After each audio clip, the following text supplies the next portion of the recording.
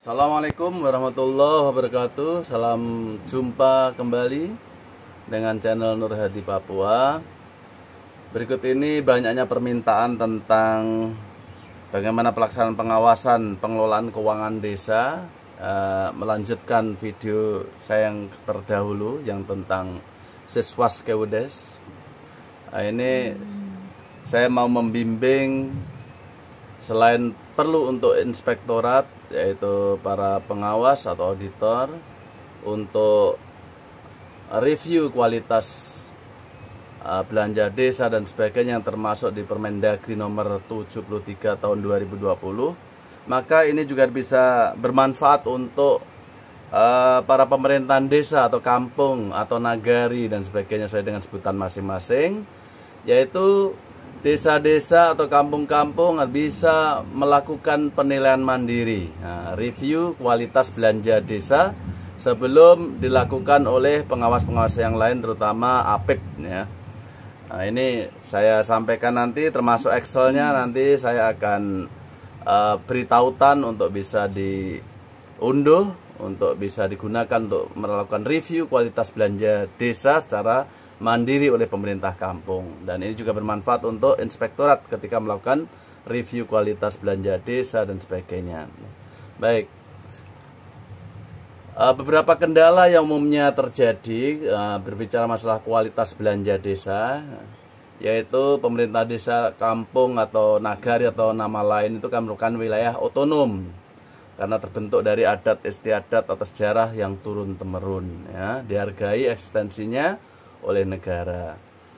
Berbeda dengan kelurahan, karena ini desa atau kampung atau nagari ini adalah wilayah yang otonom. Silakan baca Undang-Undang 23 2014. Namun ada kesulitan atau kendala dalam melaksanakan belanja yang berkualitas di desa atau kampung atau negara dan sebagainya. Antara lain yang pertama, tingkat pendidikan kepala desa dan perangkatnya ini yang bermasalah.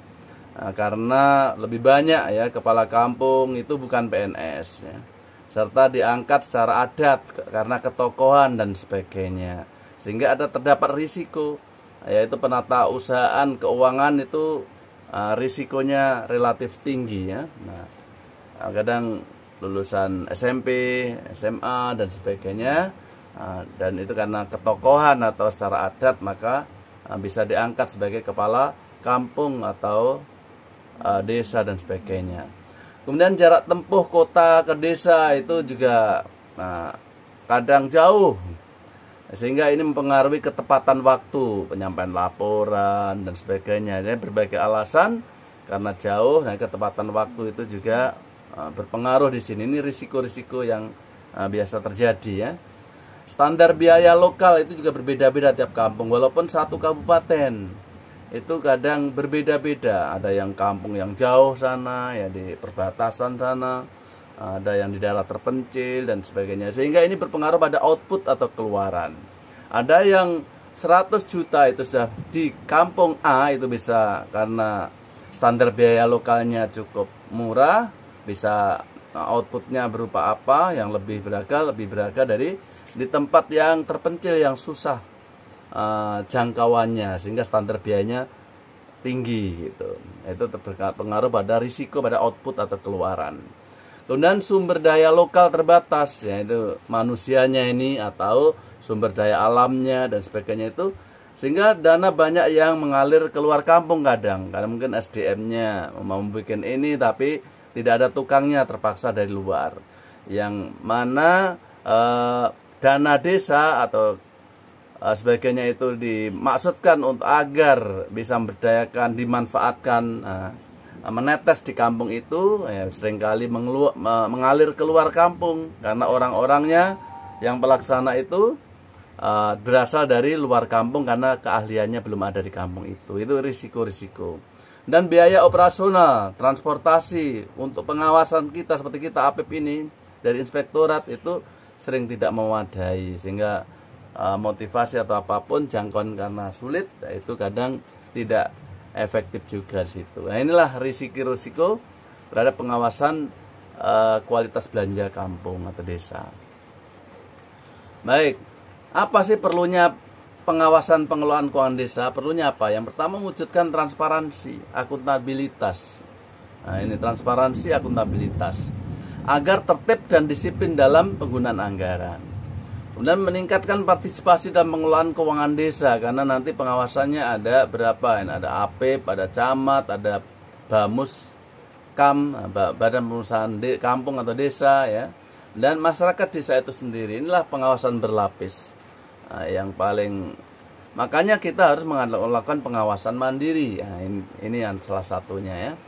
Kemudian sebagai instrumen pengawasan diterbitkan turunan Undang-Undang 6 2014 tentang desa, yaitu Permendagri nomor 73 tahun 2020 tentang pengawasan pengelolaan keuangan desa. Ini yang dilakukan oleh APIP, inspektorat, ya, kabupaten kota masing-masing, camat, badan permusyawaratan desa atau kampung, masyarakat desa itu sendiri. Ini yang diatur dalam Permendagri 73 2020 tentang pengawasan pengelolaan keuangan desa.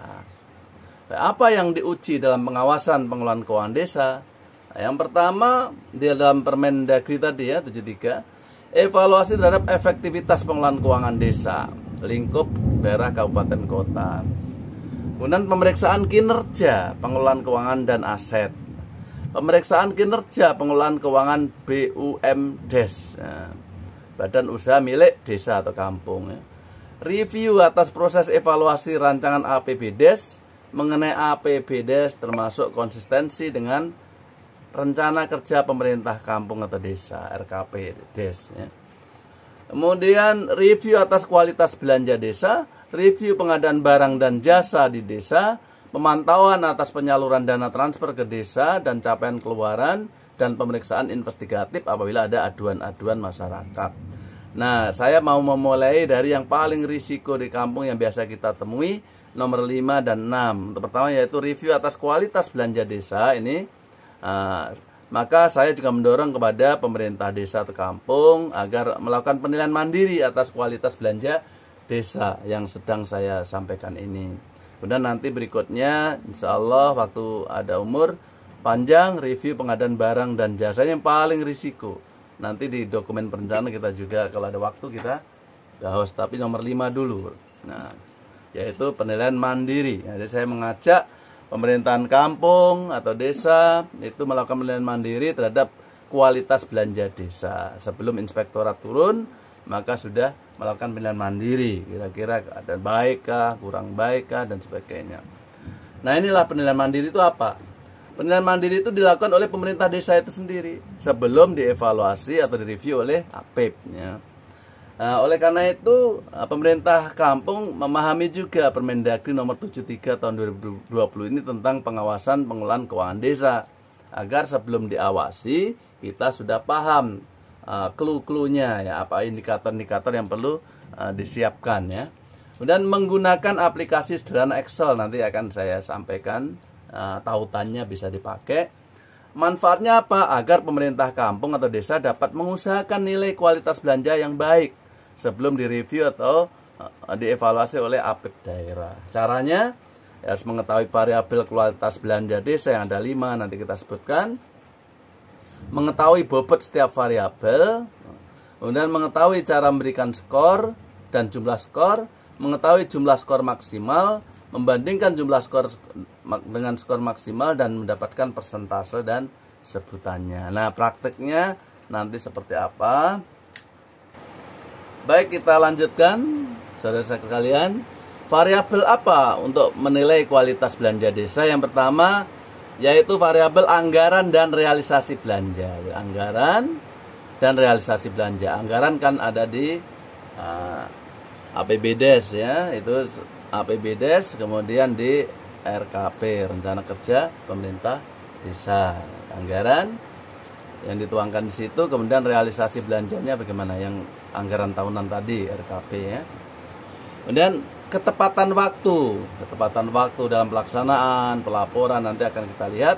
Kemudian transparansi dan akuntabilitas. Nah, transparansi, akuntabilitas. Maka KPK ini minta, jadi di perencanaan apa sih tahun itu, pemerintah kampung atau desa itu mau bikin apa kegiatannya, harus ditayangkan di kampung itu dalam bentuk banner kah, atau kalau punya website dengan website atau apa koran, silakan. Tahun itu programnya apa harus ditayangkan, sehingga ada aksesibilitas kampung itu, masyarakat itu tahu apa yang dilakukan oleh pemerintah kampung tahun itu. Kemudian faktor efisiensi dan efektivitas ini yang akan menjadi tolak ukur apakah belanja desa itu berkualitas atau tidak. Jadi semua kepala atau perangkat desa atau pendamping mohon untuk mencermati video ini untuk sama-sama untuk bagaimana melaksanakan penilaian kualitas belanja desa secara mandiri di kampungnya. Ini cara mengetahui nilai kualitas ya. Jadi rata-rata skor itu ada total skor per 20 karena nanti ada 20 masing-masing 4 kali 5 variabel ya. Nah, dari rata-rata skor tadi akan ada peroleh nilai, yaitu rata-rata skor kali 25. Sehingga akan diperoleh nilai rata-rata berapa, sehingga penilaiannya sangat baik, baik, cukup, kurang baik. Nah, ini yang saya buat aplikasi dalam Excel, sehingga mudah untuk penilaian mandiri. Baik, ini contohnya. Tadi yang pertama tadi kan anggaran dan realisasi belanja ya. Nah, setelah ditampilkan di sini, anggaran dan realisasi belanja itu apa?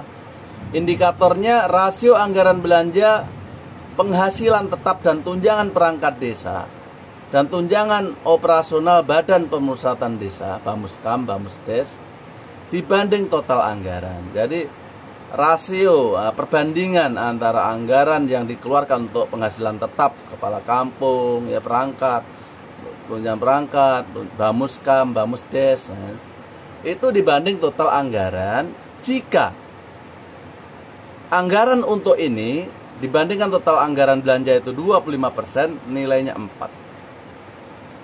25% dari anggaran untuk apa tadi? Penghasilan tetap, tunjangan perangkat desa, dan Bamuskam, dan sebagainya. Itu 25% dari anggaran, maka kita kasih skor 4. Nah, tapi kalau 25% sampai 30% anggaran habis hanya untuk ini, skornya 3. Kalau anggaran ini 30 sampai 35% dari jumlah anggaran, total anggaran itu untuk ini tadi, siltap, tunjangan, sebagainya, berarti habis untuk di sini aja. Maka skornya makin rendah, 2. Tapi kalau lebih 35%, habis untuk siltap, untuk tunjangan perangkat desa, sebagainya, skornya hanya 1. Nah, itu. Jadi ini cara memberikan skor pada tiap indikator dari variabel anggaran dan realisasi belanja. Demikian juga rasio alokasi anggaran terkait pendidikan. Nah, pendidikan misalnya membantu guru TK, membantu apa di situ, atau beasiswa anak kampung yang kuliah yang nggak mampu di situ. Nah, itu mencapai 20% dari total anggaran untuk pendidikan, maka kita kasih skor 4. Tapi kalau hanya 10-20%, skornya 3. Kalau hanya 5-10%, kita kasih skor 2. Apalagi kalau kurang 5% dari total anggaran dialokasikan untuk pendidikan, maka skornya hanya 1. Ini cara memberikan skor nanti. Nanti kita praktekkan Excelnya.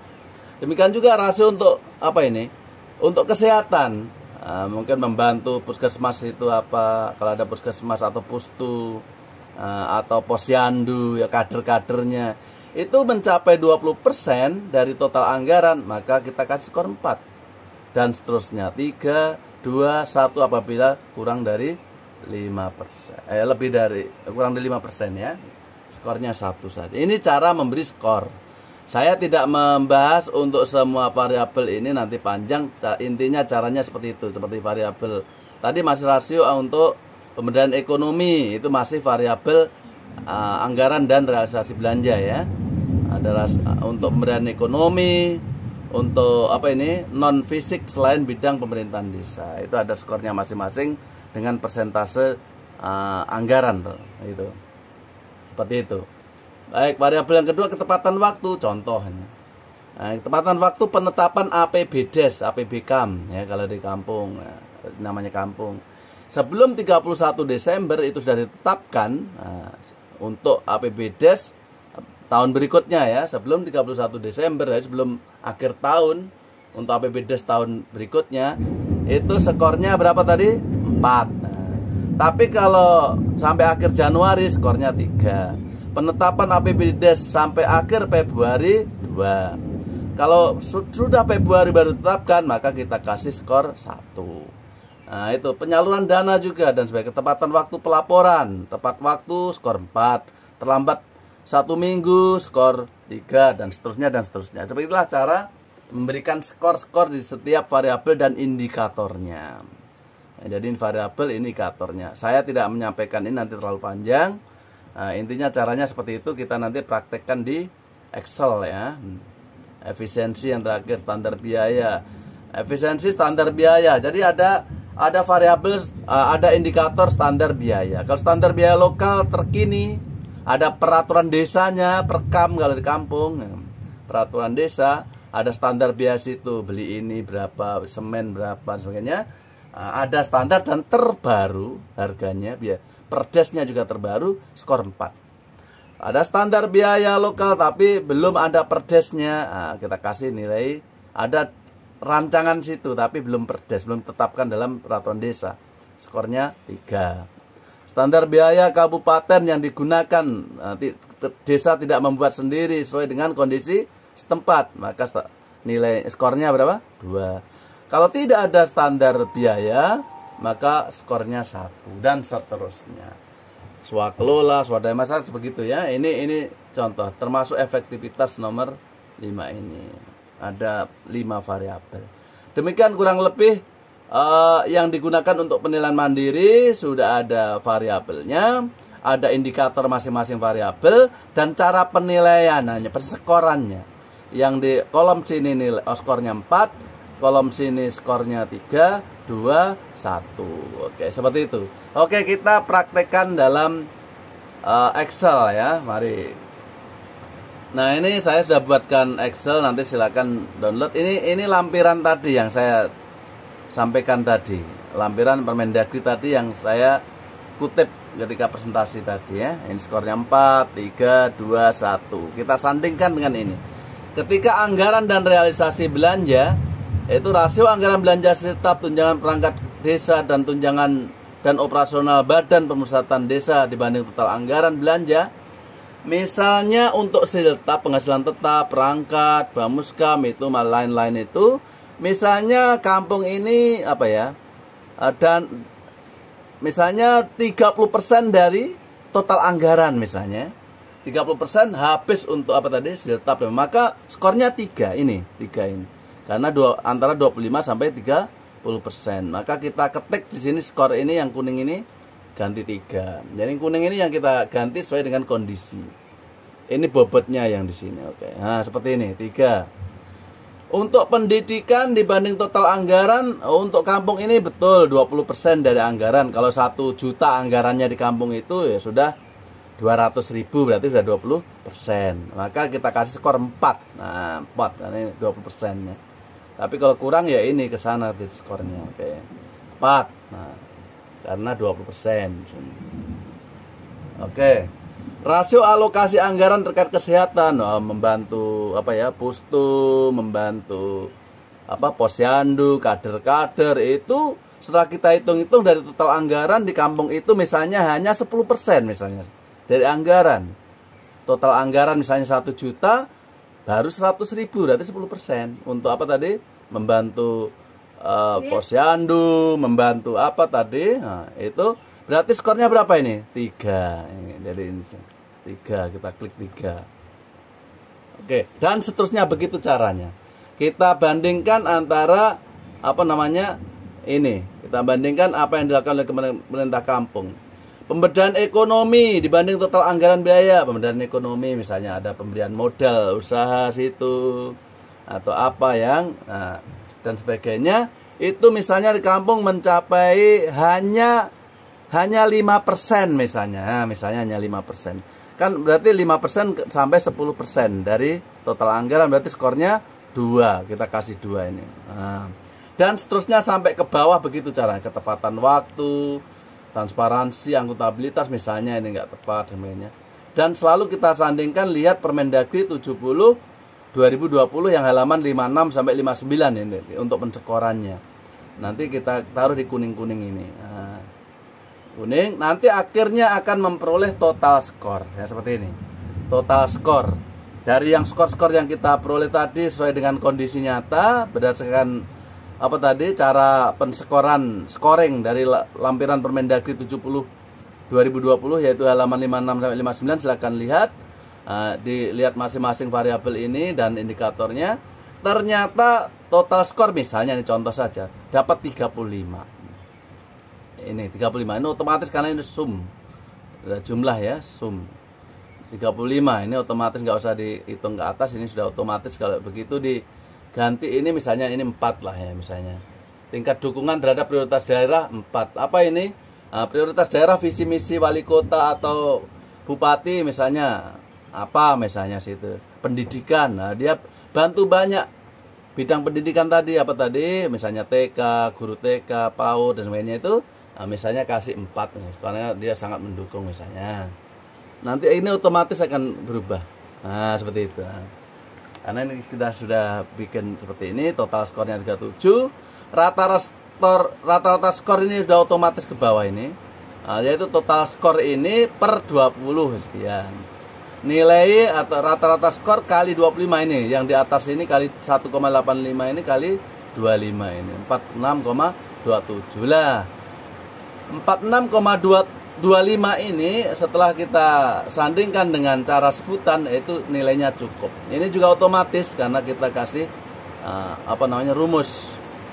rumus seperti ini. Jadi kalau nilainya apa tadi lebih dari 80 sama dengan lebih itu sangat baik. Nah, kalau 60 sampai 80 baik. Kalau 40 sampai 60 cukup. Kalau 40 sampai kurang dari 40 kurang baik karena ini nilainya 46 di mana ya, di sini ya. 46,25 berarti 40 sampai 60 ya, berarti cukup. Nah, ini cukup. Seperti itu. Nah, ini lihat apa sebutan ini ada di lampiran Permendagri tadi, ada situ. Ini saya buat rumus ini juga biar jadi yang kuning-kuning ini yang di atasnya aja ini udah otomatis ke bawah. Ini kalau mau menggunakan Excel yang saya buat ini silakan, nanti silakan download, saya kasih tautan di bagian komentar dan silakan mengomentari kalau ada kesulitan sebagainya bisa tanya situ. Baik, demikian Bapak Ibu sekalian terkait dengan cara penilaian mandiri oleh pemerintah kampung sendiri yang dibantu oleh pendamping mungkin atau dari kecamatan atau distrik kalau di Papua ya, untuk cara menilai kualitas belanja. Karena ini sangat berisiko di kampung karena banyak yang meleset di sini, sehingga perlu ada penilaian mandiri. Sebelum kami dari inspektorat turun, kita gunakan juga instrumen yang sama tadi. Nah, jadi pemerintahan desa yang baik, kita akan wujudkan desa mandiri yang berswasembada, yang merupakan pilar pembangunan nasional yang adil, makmur, dan merata. Maka insya Allah berikutnya akan kita bahas yaitu kepatuhan pengadaan barang jasa di kampung atau di desa, yang kali ini sangat risikonya cukup banyak sekali. Oke, demikian kurang lebih, mohon dimaafkan. Tetap semangat, pemerintah kampung kita bisa, asal kita bisa mau belajar. Demikian, assalamualaikum warahmatullahi wabarakatuh.